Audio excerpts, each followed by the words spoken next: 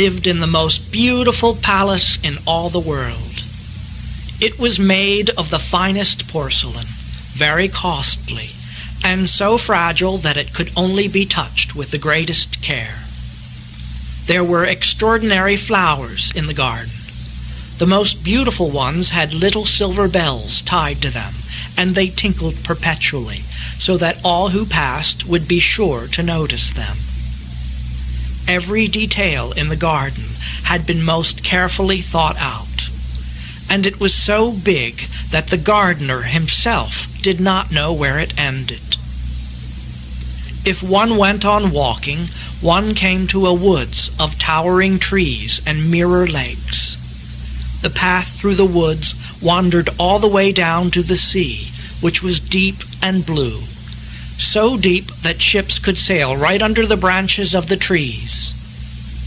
Among these trees lived a nightingale, which sang so deliciously that even the poor fisherman, who had so much to do with all the mending and casting of his nets, that even he would stop his little boat, lay down, and listen. Every night he listened, and every night he thanked the bird for its wondrous song.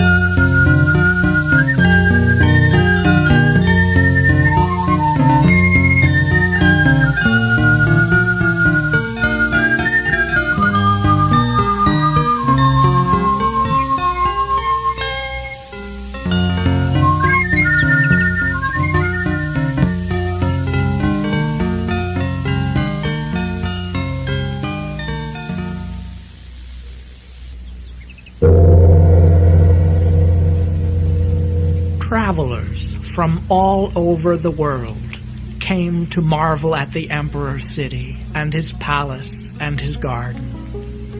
But when they heard the song of the nightingale, they all agreed that it was the greatest marvel.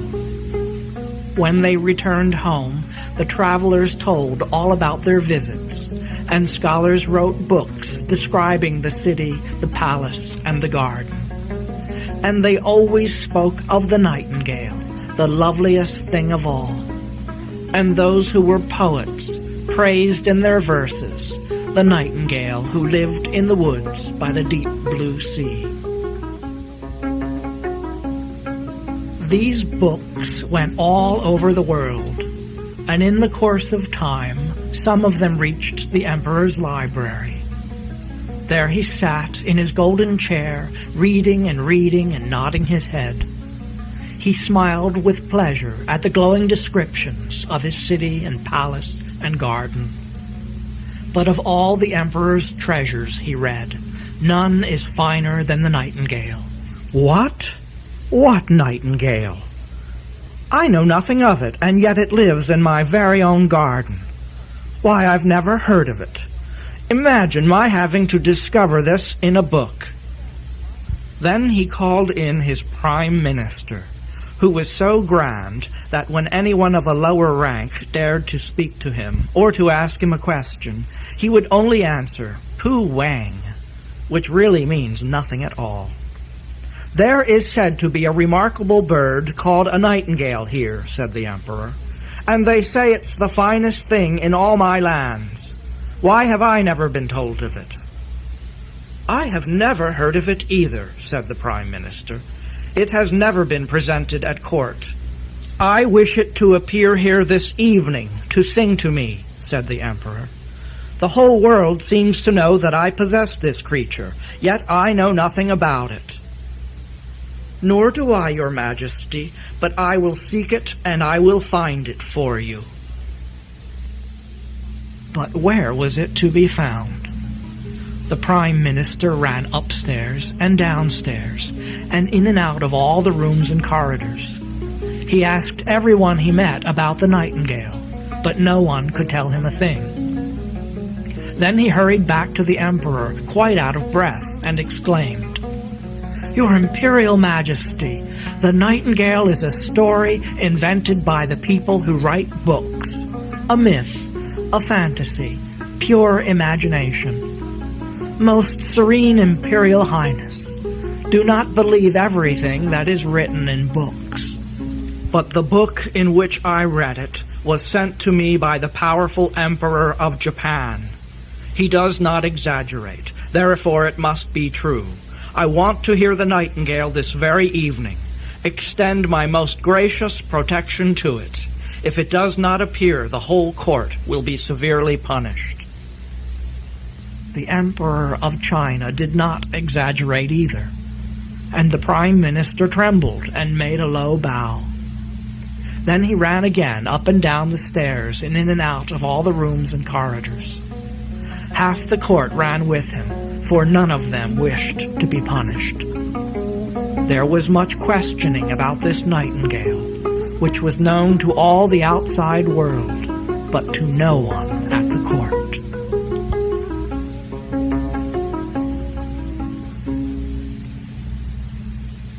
At last they found a little maid in the kitchen who said, "Oh heavens, the Nightingale! I know it well. Yes, indeed, it can sing. Every evening I am allowed to take some food to my poor sick mother, who lives down by the shore. On my way back, when I am tired, I rest a while in the wood, and then I hear the Nightingale.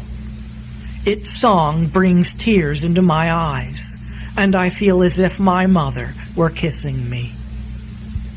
"Little kitchen maid," said the Prime Minister, "I will procure for you a permanent position in the kitchen with a fine title, and you will have permission to see our illustrious Emperor dine in the Great Hall, if you will take us to the Nightingale, for it is commanded to appear at court tonight."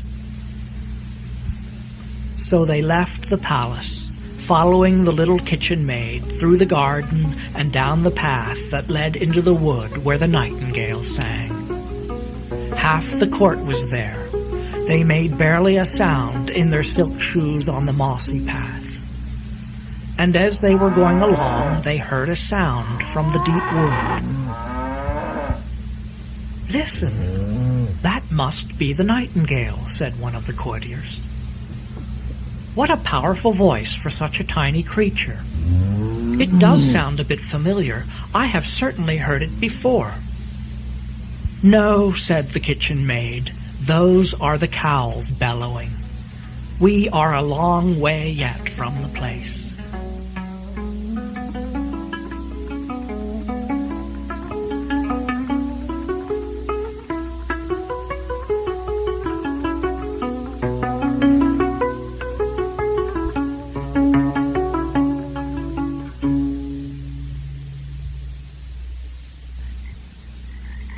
Then another sound was heard in the woods, and one of the courtiers remarked, "There it is! I hear it! It sounds like distant bells, exquisite temple bells." "No," said the kitchen maid, "those are frogs, but I think we will soon hear it now." Then the Nightingale began to sing.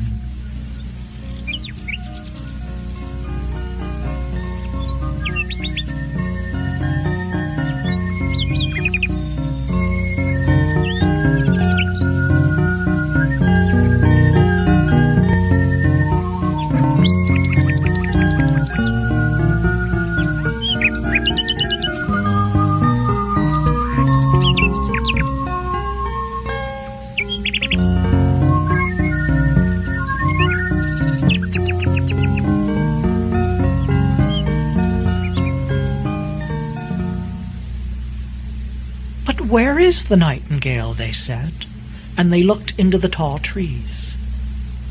"There it is, there it sits," and the kitchen maid pointed to a little gray bird up among the branches. "I should have never thought it was like that," said one of the courtiers. "How common it looks! Seeing so many grand people must have frightened its colors away." "Little Nightingale," said the kitchen maid, Our gracious emperor would like to hear you sing." "With pleasure," said the nightingale, and it continued its song. "It's just like crystal bells," said one of the courtiers. "Look at its little throat, how active it is. To think that we have never heard it before.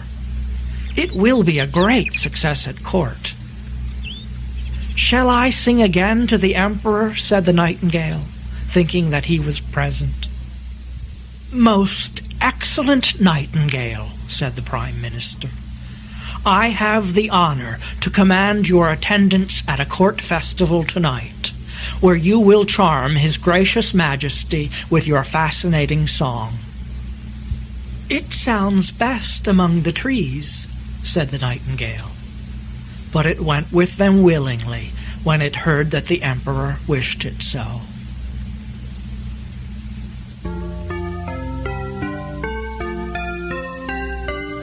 The palace had been brightened up for the occasion.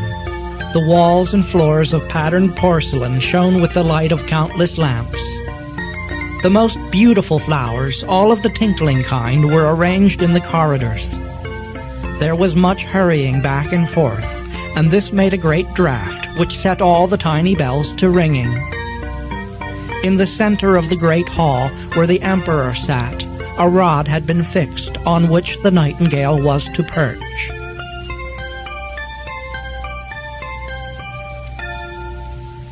In came all the ministers and dignitaries of the city, officials of the treasury and their attendants, high priests and low priests, ladies in waiting and gentlemen in waiting. The whole court was assembled, and even some visitors from foreign lands. The kitchen maid was permitted to stand behind a screen, as she was now titled Keeper of the Imperial Salad Tongs. They were all dressed in their best. Everyone's eyes were turned to the little gray bird at which the emperor was nodding. The nightingale sang delightfully, and tears came into the emperor's eyes and rolled down his cheeks. The sweet melody melted all hearts. The emperor was so charmed that he said that the nightingale should have his gold slipper to wear round its neck. But the nightingale declined with thanks, for it had already been sufficiently rewarded. "I have seen the tears of my emperor. The tears of an emperor have a wonderful power, and that is my richest reward." "That is the most delightful coquetting I have ever heard," said the ladies of the court. And they took some water into their mouths to try to make the same gurgling when anyone spoke to them, thinking so to equal the nightingale. Even the lackeys and the chambermaids announced that they were satisfied, and that is saying a great deal. They were always the most difficult people to please. So the nightingale had made a sensation. It was to stay at court and have its own cage, as well as liberty to walk out twice a day and once at night. It was given 12 footmen, each one holding a silk ribbon which was tied round its leg. But there was no pleasure in that sort of outing. The whole town talked about the marvelous bird. If two people met and one said to the other night, the other answered gale, and then they sighed in perfect understanding. 11 shopkeepers named their children after the nightingale, but not one among them could sing.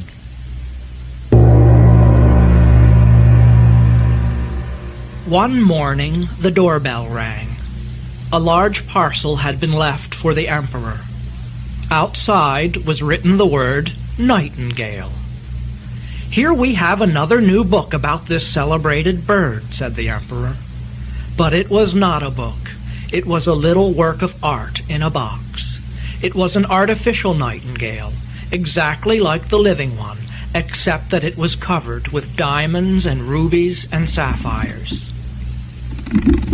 When the artificial bird was wound up, it could sing one of the songs the real one sang, and it shook its tail, which glittered with silver and gold.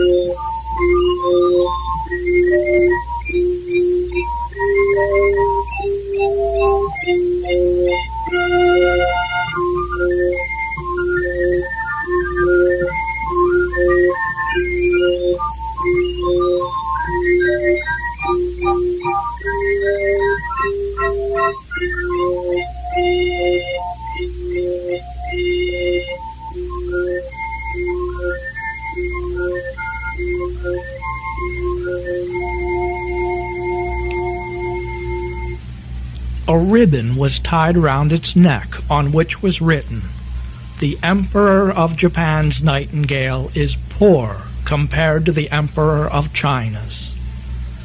Everybody said, "Oh, how beautiful it is!" And the person who brought the artificial bird immediately received the title of Imperial Nightingale Carrier-in-Chief.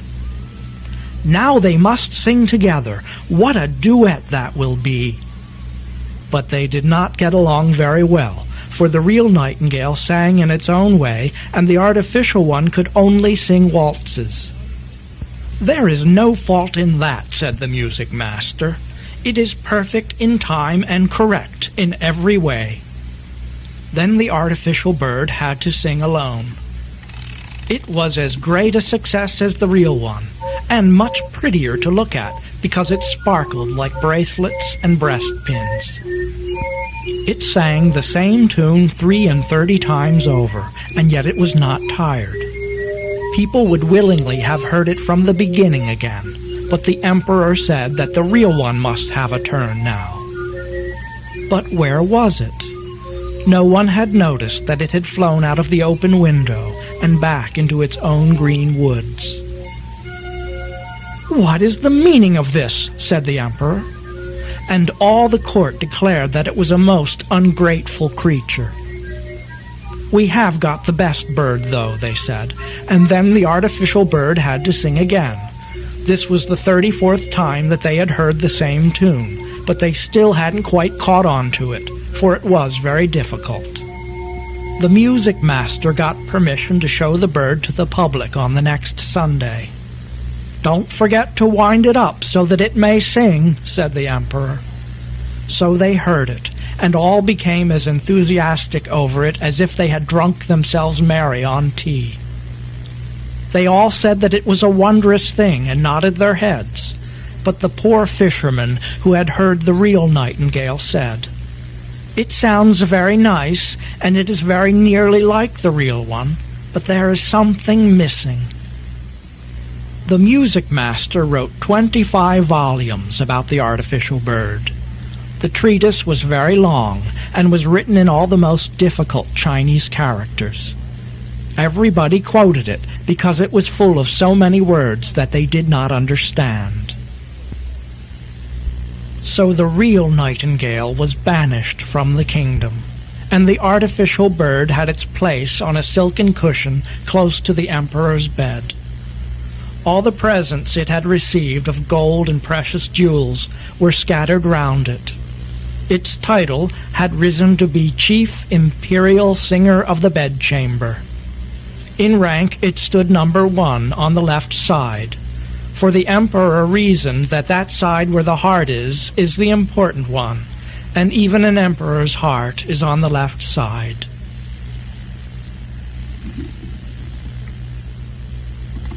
The music master praised the bird tremendously and insisted that it was much better than the real nightingale, not only on the outside with all its diamonds, rubies, and sapphires, but on the inside too, where its intricate mechanisms were a marvel in miniature. "You see, ladies and gentlemen, in the real nightingale you never know what you will hear. In the artificial one, everything is decided beforehand. So it is, and so it must remain. It can't be otherwise. You can account for things. You can open it and show all the ingenuity in arranging the waltzes, and how one note follows upon another." "Those are exactly our opinions," they all said. Things went on this way for a long time. The emperor, the court, and all the other Chinese knew every little gurgle in the song of the artificial bird by heart. But they liked it all the better for this, for they could all sing together. Even the little boys and girls in the street sang its song, and so did the emperor. One night, when the emperor was lying in bed listening to it, something gave up inside.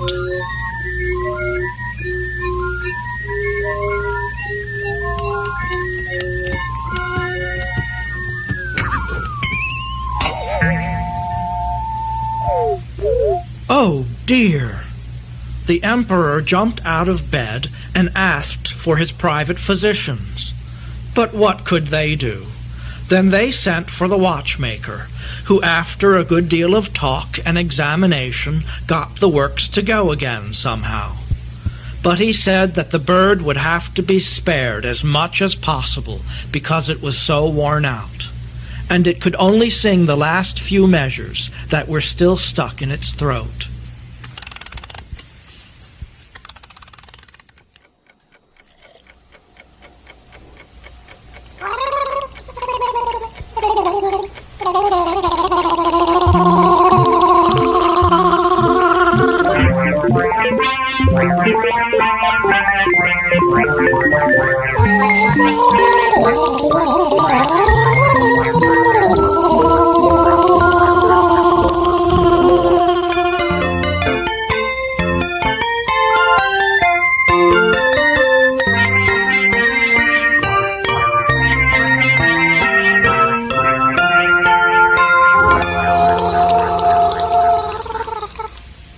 So they let the artificial bird sing only once a year. Then the music master made a little speech, using all the most difficult Chinese words. He said it was just as good as ever, and his saying it made it so.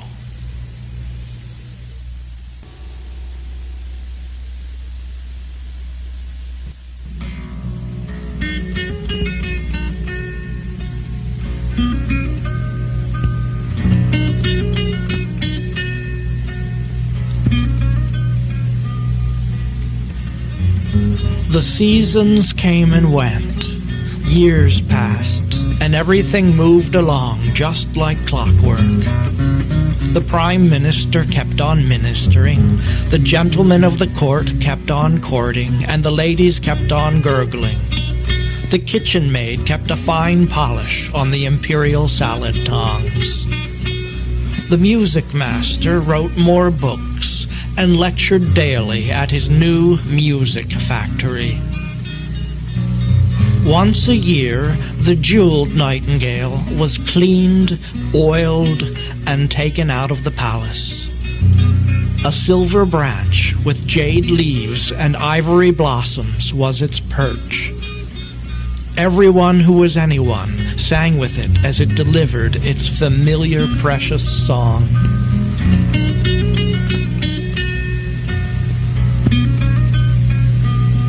One winter night, the snow came. The mirror lakes turned to ice.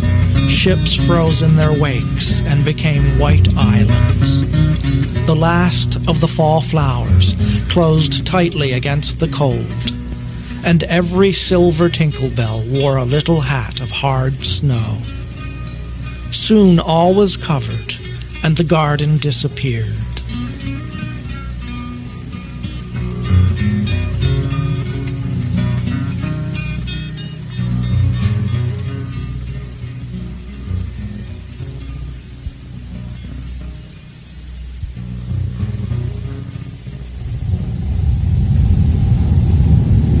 A wind knocked against the palace door, then whipped through the corridors and rustled the emperor's robes and the drapes that hung around his bed. A chill came over him, and he fell ill. He lay quiet in his gorgeous bed, with all the velvet hangings and the heavy gold tassels. A long time passed, but he did not stir. Only the physician's feather, held close to his mouth, proved that some life was yet in him. "How is our dear emperor?" they all said hopefully. But the physician shook his head and said that this night would be his last, and a great grief came over all of the empire.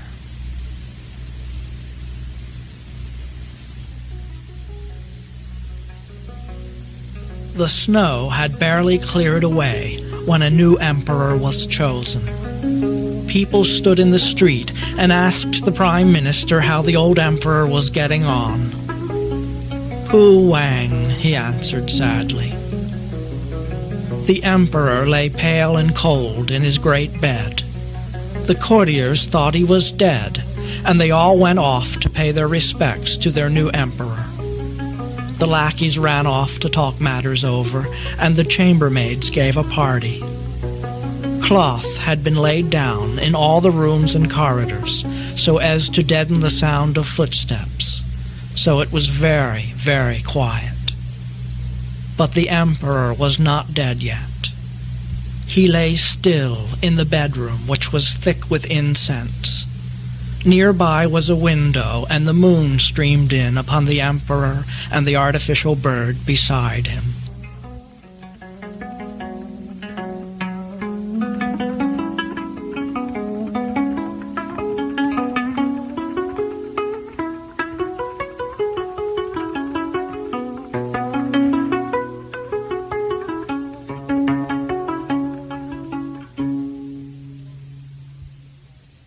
The poor emperor could hardly breathe.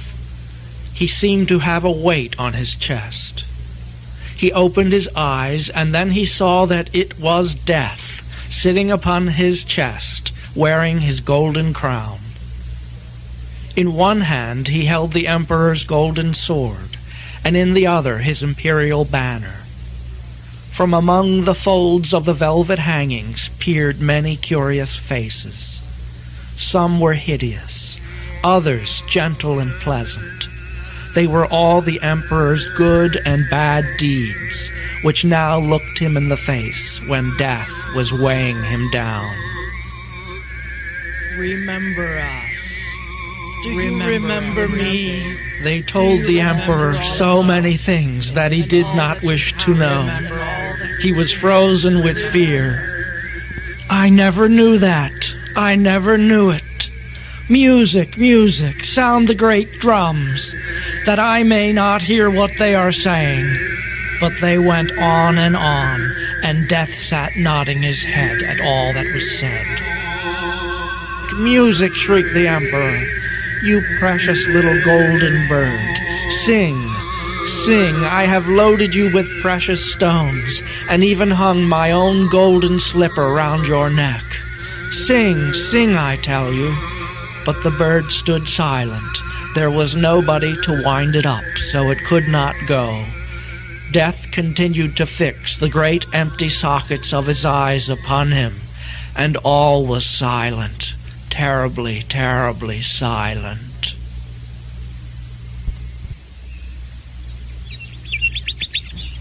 Suddenly, close to the window, there was a burst of lovely song. It was the living nightingale, perched on a branch outside. It had heard the emperor's need, and had come to bring comfort and hope to him. As it sang, the faces round became fainter and fainter, and the blood flowed with fresh vigor in the emperor's veins and through his feeble limbs. Even Death himself listened to the song and said, "Go on, little nightingale, go on." "Yes," said the nightingale, "if you give me the golden sword. Yes, if you give me the imperial banner. Yes, if you give me the emperor's crown." And Death gave back each of these treasures for a song, and the nightingale went on singing. It sang about the quiet temple yard, where the ancestors are worshipped, where roses bloom and the flowers scent the air, where the fresh grass is ever moistened anew by the tears of mourners. This song brought to Death a longing for his own garden, and like a cold gray mist he passed out of the window. Thank you," said the emperor. "You heavenly little bird, I know you. I banished you from my kingdom, and yet you have charmed the evil visions away from my bed, and even death away from my heart. How can I ever repay you?" "You have rewarded me," said the nightingale. "I brought tears to your eyes the very first time I ever sang to you, and I shall never forget it. Those are the jewels which gladden the heart of a singer. But sleep now, and wake up fresh and strong. I will sing to you."